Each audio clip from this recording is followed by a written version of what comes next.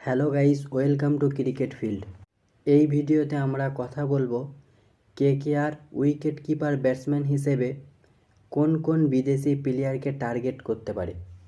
দর্শকরা কেকেআরের written list দেখার পর দুটো তিনটে প্রশ্ন তাদের মনে ঘুরঘুর করছে।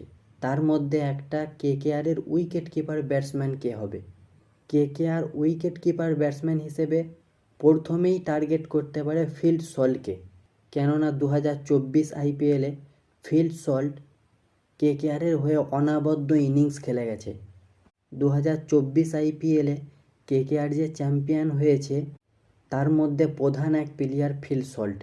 ফিল সল্টের 12 ম্যাচে 435 রান ছিল, 4টে হাফ সেঞ্চুরি তার মধ্যে। টি-20 বিশ্বকাপ ফিল সল্ট সেইভাবে ফর্মে থাকেনি, একটা ম্যাচই ভালোভাবে খেলতে পেরেছিল, ওয়েস্ট ইন্ডিজের বিরুদ্ধে 87 করেছিল। কিন্তু বর্তমানে ওয়েস্ট ইন্ডিজের সাথে টি-20 সিরিজের প্রথম ম্যাচে 103 রানের এক অনবদ্য ইনিংস খেলেছে ফিল সল্ট। এই দুর্দান্ত ব্যাটিং দেখে কেকেআর কর্তৃপক্ষ কিন্তু ফিল সল্টকে মেগা নিলাম থেকে কেনার জন্য জোর লড়াই করবে। 2 নম্বর যে প্লেয়ারকে কেকেআর টার্গেট করতে পারে, জস বাটলার। জস বাটলার কিন্তু একজন দুর্দান্ত উইকেট কিপার ব্যাটসম্যান এবং ওপেনার। আবার কেকেআর চাইলেও জস বাটলারকে ক্যাপ্টেন করতে পারে। জস বাটলার টি-20 বিশ্বকাপে সেইভাবে ফর্মে থাকেনি, তাও 7 ইনিংসে তার টোটাল রান ছিল 214, তার মধ্যে একটা 50। জস বাটলার যে একজন দুর্দান্ত প্লেয়ার এটা কারোর অজানা নয়।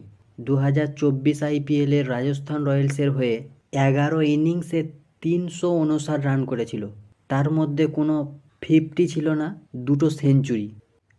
জস বাটলারকে কেকেআর কর্তৃপক্ষ মেগা নিলাম থেকে নেবার জন্য যে জোর লড়াই করবে এটা সন্দেহজনক নয়। তো বন্ধুরা, আমার ধারণা অনুযায়ী কেকেআর কিন্তু ফিল সল্টকে উইকেট কিপার ব্যাটসম্যান হিসেবে নেবার 90% চেষ্টা করবে, কেননা ফিল সল্ট 2024 আইপিএলে যে দুর্দান্ত, যে অনবদ্য ইনিংস খেলে গেছে এটা কারোর ভোলার নয়। আপনাদের মতামত কমেন্ট করে জানাবেন। ভিডিওটা ভালো লাগলে প্লিজ একটা লাইক করে দেবেন।